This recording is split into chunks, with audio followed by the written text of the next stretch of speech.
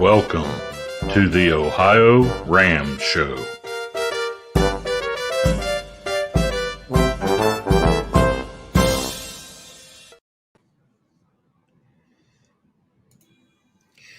Well, hello, it's Lee Kreider here with the OhioRAAM Show. It's a special report tonight. Jim Lawyer is not with us. Hopes he might get in here. He's actually somewhere out in Iowa or Illinois or somewhere. He's headed for RAAM, the great bike festival across Iowa, and he's done that, I guess, for many years, and we wish him well. Maybe we'll hear from him during the week and have some special reports about him. But we're glad to have you with us. Those of you who are watching on YouTube or Facebook, if you would leave us a comment, we'd be glad to hear from you, where you're from, and you may want to have a comment about our guests tonight. No prizes tonight. We're not going to do that.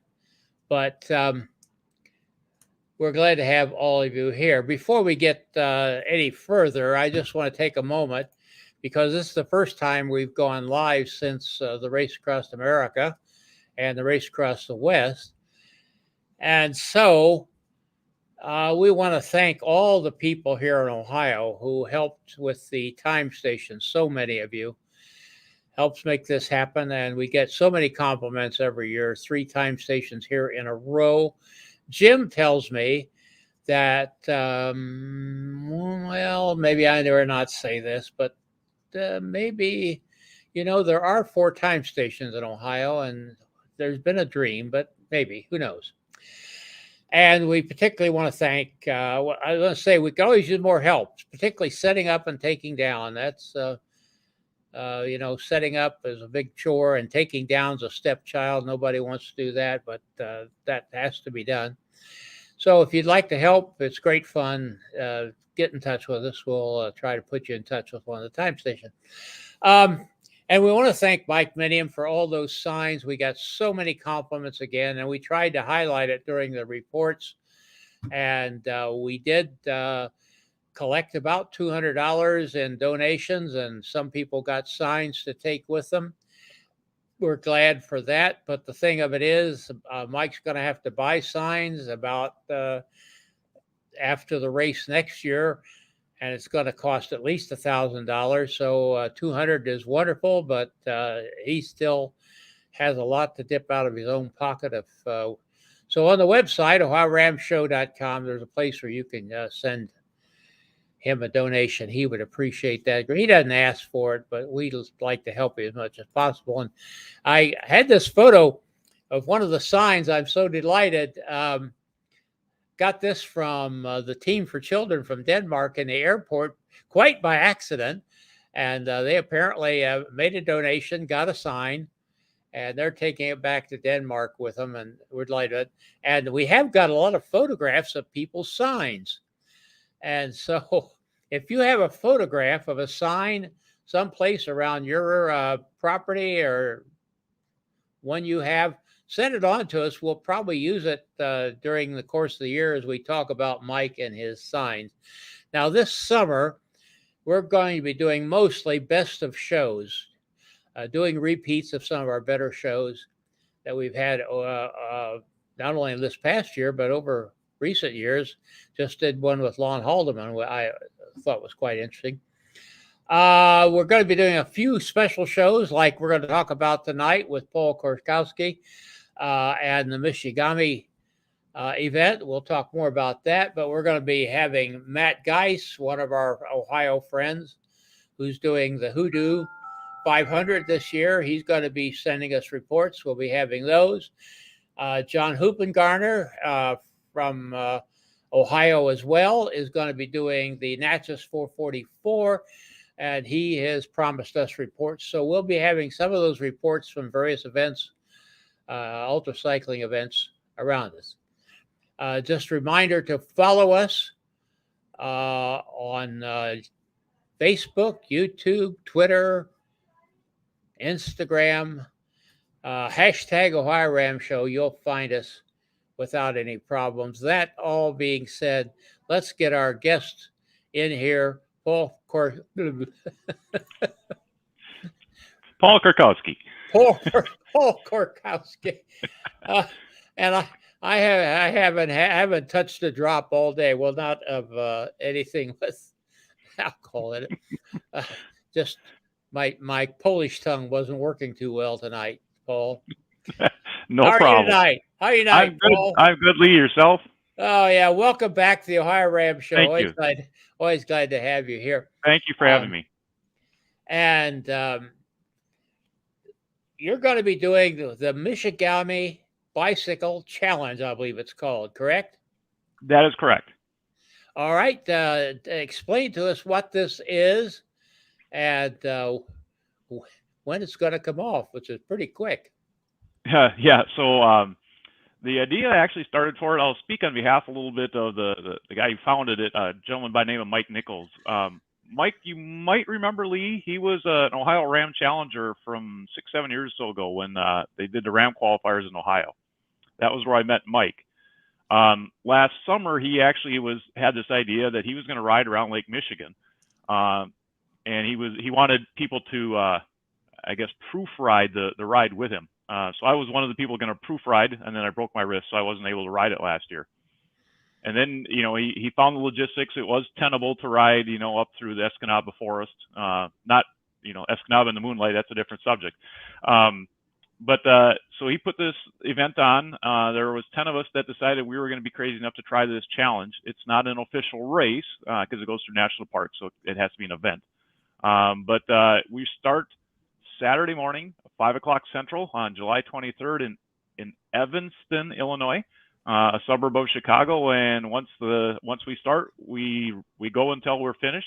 1,107 miles later, back in Evanston, Illinois. Okay, and that's a map of the route. I got that from your website. I think, well, I was going to say every place else in the world knows where Lake Michigan is at. I'm not so sure that people in the United States do, Paul, given their geographic expressions. I've heard them. Geography doesn't seem to be some of our people's strong point. That would be true. So we're going through, you start in Illinois, go through Wisconsin. Correct. And then up into the Upper Peninsula of Michigan. Yep. Crossing the Mackinac Straits. We'll talk about that in a minute. Then back down the east side of Lake Michigan into Indiana for just a little bit. Yep. And then back through Chicago. Back to Chicago. And that's 4 states. 1,100 miles, did you say? Yep, 1,100 and change. Okay, and wait a minute. Let's got a comment here. Let's see who is. Doug Sanford. Please, best of luck, Paul. Hope to see you at Natchez. You going to Natchez this year? Yep, I am doing the Natchez 444 as well this year. Going to be a busy guy. You've already answered one of my questions. Thanks, Doug, for jumping in here. Anybody else? Now, where are you at, Doug? I ought to know, but you'll probably tell me. Just give me another comment there and let me know where you're from. And anybody else, if you don't have a question or comment for Paul, just tell us where you're at. We always like to hear where you're from. The thing on the map there that I was interested in, there's a little dab up there in Wisconsin that's green. How is that different from the rest of the route? I wish I knew how that got there. I think what happened, Ride with GPS is what was used to create this. You can go in and color code some of it. I think that is, I'm not sure of all of that. There is a bike path or a trail going along most of the lake on that side. I don't know if that's all of it because I know when you get up by Sheboygan, you're on highway. Yeah, that just might have been a nuance that he forgot to change. Maybe his Sharpie with red ink ran out and he had to go. That could be, yeah. Something like that, yeah. So you're going to be doing some video reports for us. Yes, sir. We'll see how that turns out. I was kind of thinking maybe I would collect what you've done and do something once a day. How's that sound, Paul? Yep, that's fine. I'm thinking maybe to do it in the morning. I was thinking evenings, but I get kind of tired in the evening, and maybe I'll just wait till this morning and see what. And you might send me something during the night, like when you stop to rest, show us what your accommodations are and things like that. And Okay. so be watching. Be sure to follow us on YouTube. It'd be the best place to do that. Subscribe there, hit that little bell, and give my bell a little ring there. Hit that bell and be notified when we're going to give a report. We'd be glad to have that happen. And so we don't know exactly when they'll come up, but be watching, and they will. Now, tomorrow you're going to give us a video on the stuff you're taking with you and packing. Is that correct? Yep. So I have a modified touring bike, we'll say. I'll wait till tomorrow's report to kind of show that. But Okay, do that. And we'll try to get that on tomorrow night, okay. even though I said morning, but and then maybe a little bit from the start. Yep. And that'll be great. And we'll be getting those occasional reports from you. Now, I wonder how many people really understand the rules of self-supported events. Like you say, we can't call it a race because you're going through national forest, but they are kind of interesting, aren't they? Yeah. So So Doug, I'll refer to Doug Sanford, who will see me in the Natchez Trace. The Natchez Trace, for example, is an ultra event put on by a good friend of RAM. But that is a supported race. Now you can do it randoneering style, where you go find your own. I tried randoneering a couple years ago on the Natchez 444. It didn't work so well for me. But you have a crew typically otherwise. In a self-supported race or event such as the Mishigami Challenge, the only thing that I can use is whatever is commercially available services to me. So in other words, what I can procure at a grocery store, gas station. If I have a fan / well wisher on the side of the road, if they want to sell me a cookie, they can, but they have to wait there for the other riders to go by and sell them the same cookie, or at least offer it to them. So it's equal distribution of services for everybody. So I can't have somebody or have drop bags strategically placed. It's whatever I can buy along the side of the road. So no caching. Nope, no caching. No caching allowed. And what about repairs, things like that? How does that work in the unsupported? Well, if you can find the bike shop along the way, you can have at it, because you have to pay for it. Otherwise, you may have to pay somebody to get a ride there, but you have to be brought back and start where, kind of like RAM rules. But it had to be a paid or, a well-wisher. It wouldn't be somebody else. Me, I'm carrying the supplies with me. You get up in the national forest, you never know what happens at 2 o'clock in the morning with a flat tire or something. So I'm under the mindset I'm taking it with me, not waiting to find the closest bike shop. Yeah. I just understand that. Well, will be interesting tomorrow to see what you take with. And I was going to say, I would just as soon when you give us or tell us what you're not taking. It's a bit of weight, yes. I will say that the bike weighs 75 pounds. We'll leave it at that. Yeah, well, the old story was when you went backpacking, you put everything you want to take in one pile, the things you needed in another pile, and the things you couldn't survive without in a third pile. Yep. And threw the first two away. And my bike touring experience is my pack got lighter as I went along because I'd send stuff home. Yep. I said, I find I don't need this at all, but we'll be able to see what repairs and so forth you then take to it. I get to telling old stories. Our church had our statewide organization. Our church had bike camps for high school kids. And we went up to the Upper Peninsula one time, way up into that peninsula sticks up into Copper Harbor, Yep. Up in the Lake Superior. I mean, we were way up there. And one of the girls on the ride had a freewheel lock up, and there was two of us that took our tools and so forth, and we thought, well, what, I mean, it just came apart. It was Sure. What are we going to do? And talked to people there in the church. We're staying in churches, and they said, well, there's an old guy down the street that fixes kids' bikes. And we thought, well, he's not going to have. Yeah.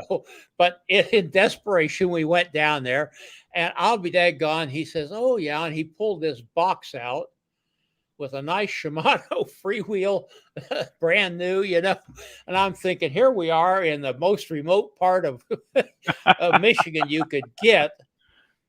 And here was this beautiful freewheel. But, well, let's talk about now. You've got to cross the Mackinac Straits. Yep. When I first talked to you, you said you were going to ferry across from the island. And now you talk about the bridge. How's that going to work for you?